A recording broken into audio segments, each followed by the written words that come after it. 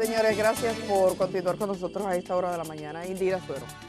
Bueno, vimos, Edith, antes de la pausa, como nuestro compañero Junior nos mostraba las condiciones de vida de la gente de la Sursa y también con la poza, donde buscan agua para cocinar, para bañarse, etcétera. Y eso nos hace pensar, en cierto modo, en cómo viven las personas en realidad en nuestro país. Hablamos de nuevo, siempre somos muy reiterativos aquí en el programa con el tema de que cada quien vive en su burbuja. Y cuando uno se adentra a las comunidades, pero también cuando mira las cifras, ahí es que nos damos cuenta que en realidad la desigualdad es la protagonista de nuestro país. Hay una encuesta, la encuesta nacional de hogares múltiples, que pues realizan varias instituciones en conjunto del Estado, y pues ya tenemos los resultados de este 2022. Se realizó a nivel nacional y nos indica tanto en trabajo, en seguridad ciudadana, así como en las condiciones de vida y de vivienda de los dominicanos, pues nos ayuda y nos da un panorama. Yo tomé algunos de los datos que pienso que son los más interesantes y vamos a empezar con el tema de las condiciones del hogar. Poníamos como ejemplo a la Sursa, a la Poza, pero esta encuesta nos dice que el 53.0 de los hogares de República Dominicana recibe agua para uso doméstico del acueducto dentro de la vivienda, es decir, que solamente un 53.3% de personas, de hogares aquí en nuestro país recibe agua dentro de sus casas.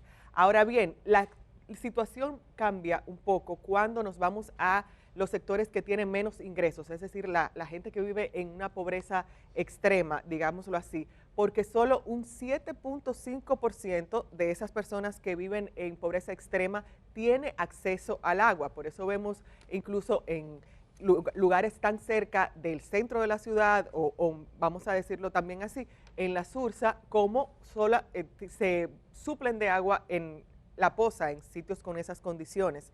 Hay otro aspecto que me llamó mucho la atención y es el relacionado a los inodoros. Tenemos, por ejemplo, si bien 82.4% de las personas en nuestro país tiene inodoros dentro de su hogar, es decir, de uso privado, vemos que hay provincias que no corren tal vez con la misma suerte. Estas provincias están más ubicadas en la zona sur. Por ejemplo, tenemos a Elías Piña y a Montecristi, que es donde menos, de todo el territorio nacional, donde menos inodoros hay. Elías Piña encabeza la lista por bastante y luego le sigue Montecristi. Pero tenemos también a zonas como Azua, Pedernales, Bauruco, y la mayoría están en el sur, pero también hay otras provincias como Monteplata y El Ceibo, donde también hay una carencia de inodoros. También por igual tenemos que de esos hogares que no tienen muchos recursos, solo el 37.7 de esos hogares tiene inodoro privado. Es decir, que aquí hay carencia tanto de agua en las casas como de inodoros, servicios sanitarios. Estos son dos elementos sumamente básicos para la vida. Nos movemos también, me voy a mover rápidamente a otros dos aspectos, además del tema de las condiciones del hogar. Me muevo al trabajo, porque el trabajo los resultados que nos muestran ahí nos dicen también cómo va el tema de género, mujeres y hombres aquí en nuestro país. Tenemos que el 60.6% de la población aquí lo dice la encuesta, de 10 años y más es ocupada, es decir, que tiene algún tipo de empleo, 60.6 de la población en general.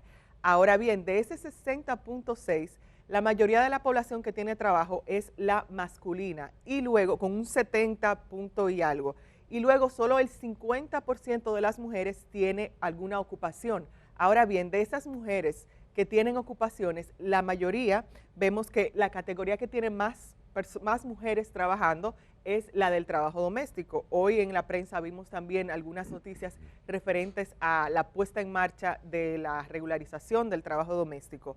Y también, luego del trabajo doméstico, donde más trabajan las mujeres es para familiares sin cobrar. Ahí lo dice, es decir, que trabajan para sus familiares, pero que no les dan ningún tipo de ingreso económico.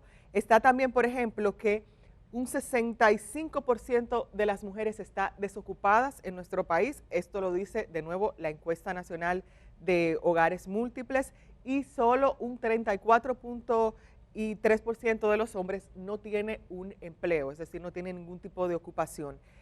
Me preocupa también la edad en que las mujeres no tienen una ocupación, por ejemplo, de 30 a 39 años, el 70.8% de la población que no tiene empleo es femenina, es decir, que vemos una cantidad de mujeres jóvenes que no tiene un empleo. Y nos movemos, ya para finalizar este tema, nos movemos a la seguridad ciudadana, que también es otro aspecto sumamente importante para la vida en nuestro país. De acuerdo a esta encuesta, lo que más preocupa a la gente es la delincuencia, luego sigue el costo de la vida, el desempleo y la inseguridad. Ahora bien, no a todo el mundo le preocupan las mismas cosas. Por ejemplo, vemos que en zonas más urbanas, obviamente la delincuencia es lo que más preocupa. A mayor nivel de ingreso, más le preocupa a la gente la delincuencia, pero en provincias como Pedernales, más en el sur, también más cercanas incluso a la frontera, vemos aquí que hay una menor preocupación por el tema de la delincuencia. Vemos, por ejemplo, también que por igual, si tú tienes un nivel universitario o superior, te preocupa bastante la delincuencia, pero si tú solamente llegaste a un nivel de primaria o un nivel básico, te preocupa más el costo de la vida. Y algo que llama mucho la atención es cómo la gente se las ingenia para proteger lo que tiene. Por ejemplo, tenemos personas que se recurren más a reforzar las puertas y ventanas, también a poner verjas de hierro, y una tercera opción que toma prácticamente todo el mundo es la de poner un perro guardián. Así que también ahí los perros se llevan su premio por la defensa a la seguridad nacional. Y algo que me llamó mucho la atención es que las mujeres específicamente tienen miedo de salir a la calle. Eso es algo que uno dice, bueno, pero eso se sabe, pero cuando lo vemos reflejado en cifras, ahí nos constatamos del impacto que tiene la delincuencia en nuestras vidas. Nos impide salir a la calle y también, por ejemplo, a las mujeres les impide, incluso dejaron muchas de usar joyas. Hay personas también que deciden no llevar dinero en efectivo o no llevar mucho dinero en efectivo. Entonces, esto pues nos muestra más o menos cómo anda la población dominicana, qué le interesa, qué le preocupa y también cuáles son sus carencias. Retomando el tema que vimos con nuestro compañero Junior en la Sursa, esto es un reflejo, solamente un reflejo. La Sursa es, vamos a decir, un puntico dentro de todas las comunidades que tienen carencia y que no es solamente por el tema del cólera ahora en estos momentos, sino que durante todo el año, durante varias décadas, hay comunidades que no tienen ni agua ni servicios sanitarios, no tienen inodoro y durante todas las décadas por igual vivimos los dominicanos en medio de la delincuencia y también bastante afectados por el costo de la vida. A mí me llama, por ejemplo, la atención en temas como el sanitario, le compartí el mapa, porque Elías Piña es la provincia del país donde la gente tiene menos sanitarios, 39.7, es decir, 40 de cada 100 residentes, solo 40 tiene un sanitario. En lo otro, bueno, letrinas y algunas disposiciones distintas. Digamos que el Distrito Nacional, con 90.4, queda ahí casi un 10% que no, le lleva a la provincia de Santo Domingo. Si voy a Santiago, 90.9, o sea, van ahí, tanto el distrito como Santiago son las provincias donde uno va a encontrar que se dispone de las características de los hogares, que es la parte que estudia ese momento, está en mejor condiciones. Hogares con inodoros conectados al sistema de alcantarillado. Ay, ese dato es bueno. Es muy bajito, sí, la Romana 3.6, la Altagracia 10.7, San Pedro de Macorís 8.4. ¿La Altagracia dónde está Punta Cana? Sí, pero allá en la cola.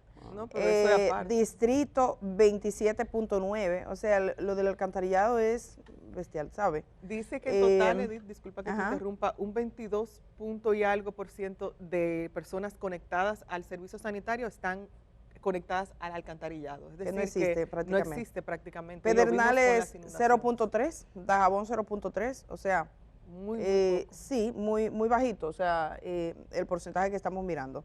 Estos son algunos de los números que saca esta encuesta, que es muy importante y ha sido una referencia. Es la segunda encuesta que se realiza en pandemia, encuesta en hogar, ya está disponible, ni siquiera se ha sacado todavía, estamos aquí, digamos que verificando esa iniciativa, y les invitamos a ustedes, le podemos poner en un ratito el enlace. Saben que si entran a la página de la ONE, de la Oficina Nacional de Estadísticas, ya tienen la encuesta en hogar 2022 disponible, y ahí podrían estar encontrando resultados interesantes para los que quieran conocer un poco más el territorio, y a la hora de decidir, por supuesto, es un mecanismo para el Estado y para las organizaciones que trabajan con la gente. Señor Germán Marte. Bueno, ayer el tercer juzgado de la instrucción conoció, da seguimiento al tema, el caso Medusa. Llama la atención que uno de los abogados, el abogado del doctor Carlos Balcácer, decía que necesitaba por lo menos un año más, oigan bien, un año más, para poder conocer el expediente, las pruebas que le habían presentado. Recordemos que aquí leímos una parte de este caso, que eran más de 1.245, ¿verdad? 1.200 y pico de páginas. 3.000 y pico. 3.000 y pico de páginas. Dice el abogado que ellos necesitan por lo menos un año. Un año para que no sean los 4 Ajá. que en realidad dice el abogado que se Sí. llevan. Naturalmente eso le fue rechazado y la audiencia fue fijada para el día 24 de febrero del 2023. Los demás imputados se acogen a la petición que había hecho el abogado de Jean Alain Rodríguez, y finalmente el juez le rechazó y le puso esa fecha, 24 de febrero. Hay que recordar que porque el tiempo va como atenuando la sensación de gravedad de cualquier problema. Usted puede estar desconsolado por la muerte de alguien y con el tiempo eso se va atenuando, la tristeza, el dolor va bajando. Igual pasa con los casos de corrupción. Se va una laraca, un asunto, está en primera plana, todo el mundo habla de eso y después como que se va olvidando, Y aquí hay gente expertos en jugar al olvido. Y nosotros aquí, los que hacemos un periodismo responsable, tenemos el deber de darle un jarabito para la memoria al pueblo dominicano. No olvidemos que según el expediente, que tiene bastante pruebas, se trata de más de 6.000 millones de pesos desfalcados al Estado dominicano, este grupo. Y que este caso, el caso Medusa, en cabeza Jean Alain y compartes, le ha representado a este gobierno, y por eso no debería digamos, escatimar ningún esfuerzo para aportar, para colaborar, para que se haga justicia, porque le ha tenido un costo político enorme. Precisamente su ministro de la presidencia, el señor Lisandro Macarrulla, ha tenido que renunciar. Yo creo que fue la primera gran caída, la primera torre que pierde, el gran alfil que pierde este gobierno. Tuvo que renunciar porque una de sus empresas estaba vinculada a la construcción de la Nueva Victoria.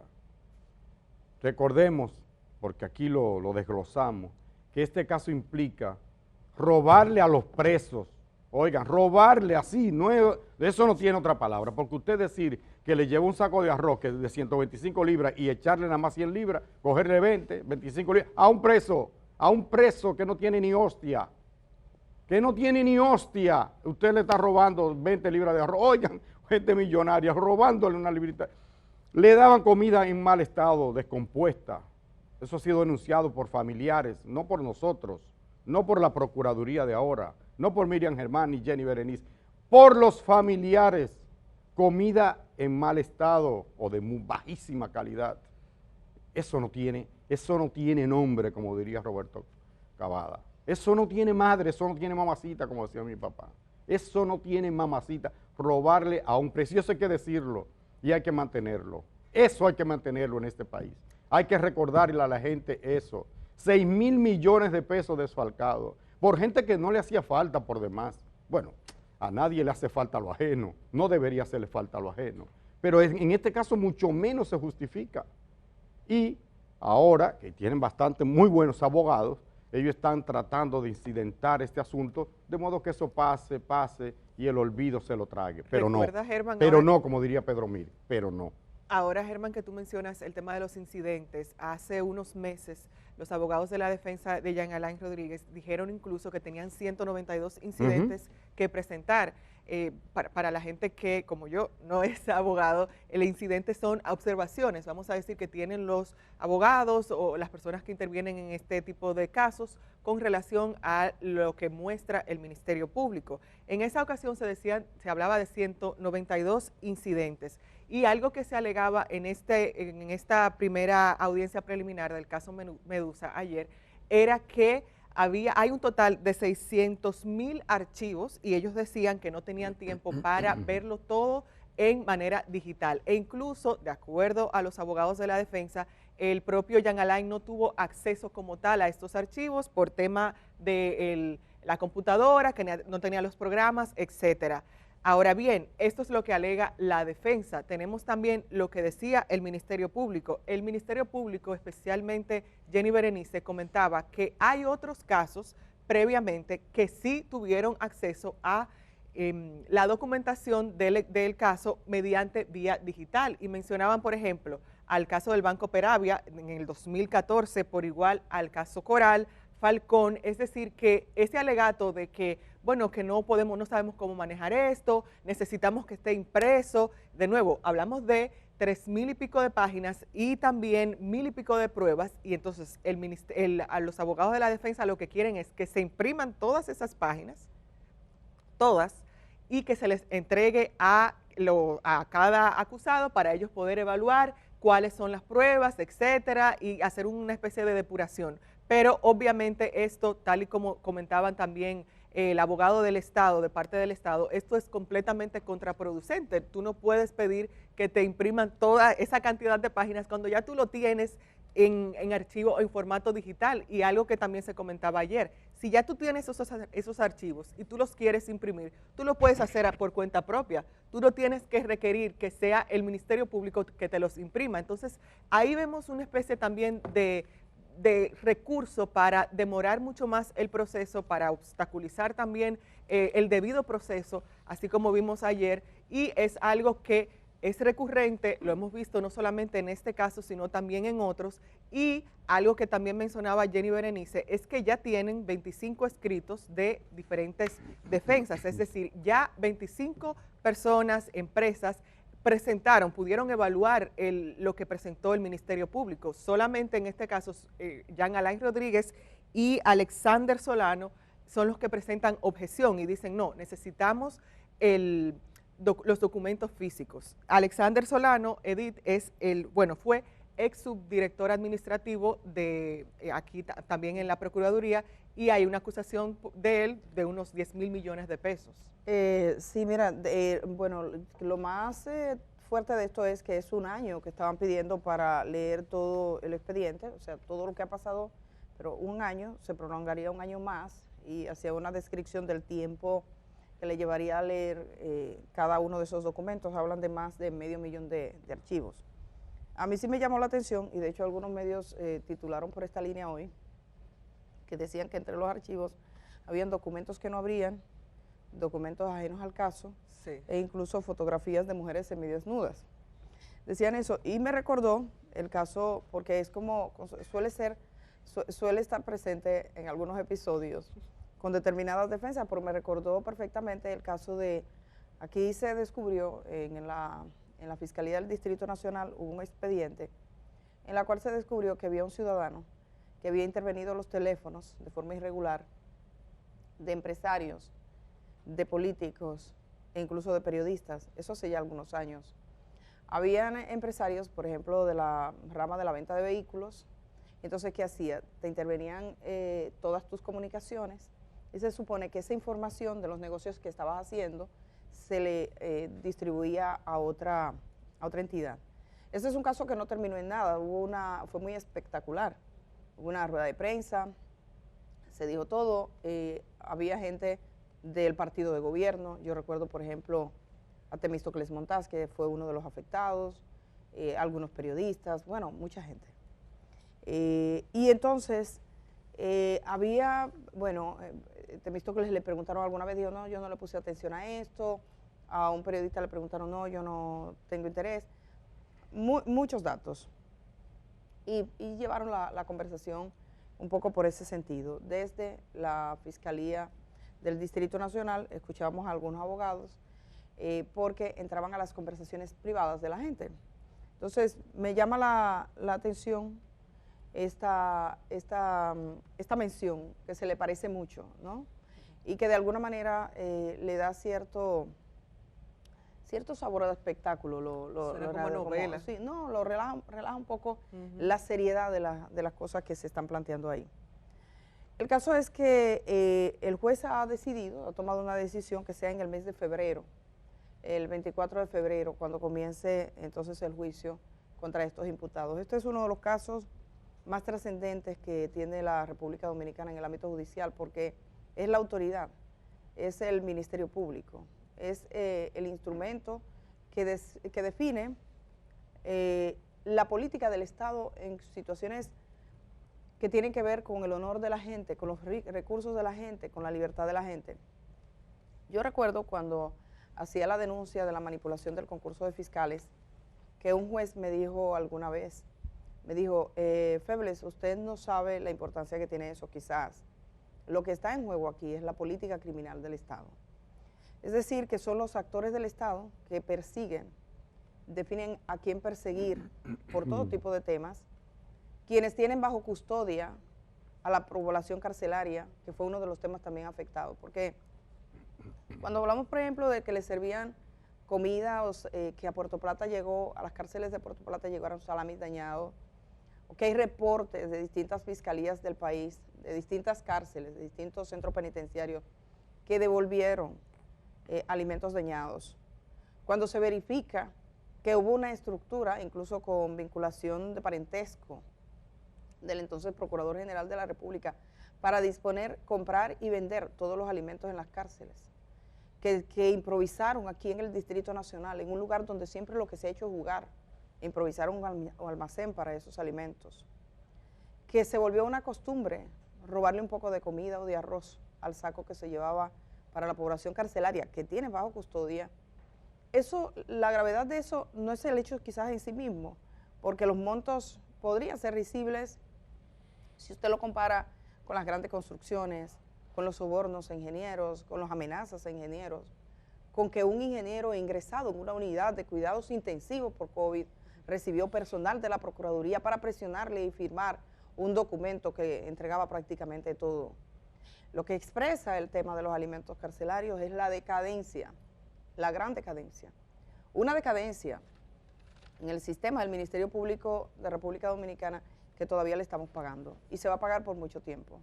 El Ministerio Público no volvió a ser el mismo y ha tocado fondo. De hecho, todavía uno ve vestigios. Hay gente que fue como si le quitaran la vida, como si le mataran el entusiasmo, como si le mataran la idea de que esa posición, que es una posición de servicio público y que es reivindicativa de justicia para la gente.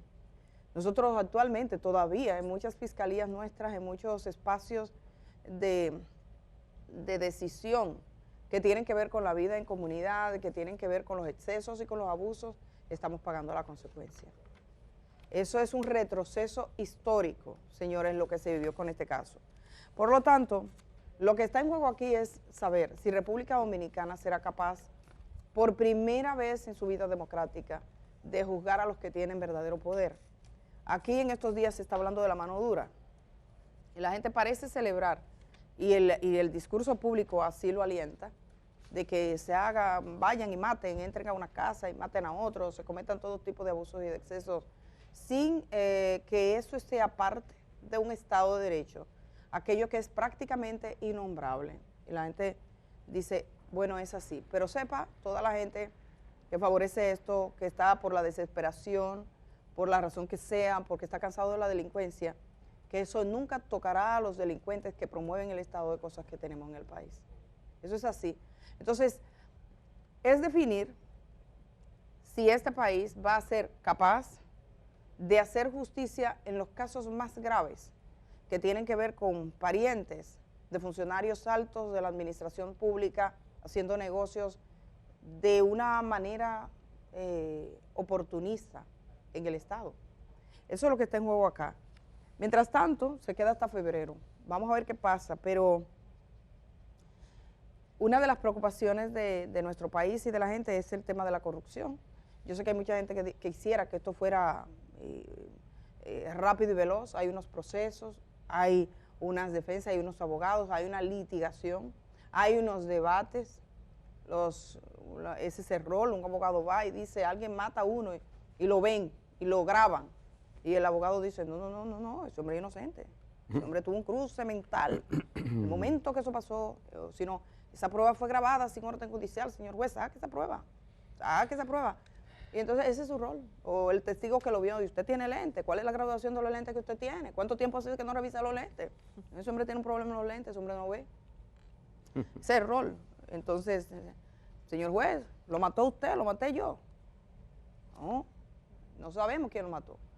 El rol. Pero al margen de eso, que claro, es hasta interesante en términos reales para los estudiantes de Derecho y todo, ver este tipo de juicios, porque están los mejores abogados, está la gente que estudia, está la gente que hace estrategia.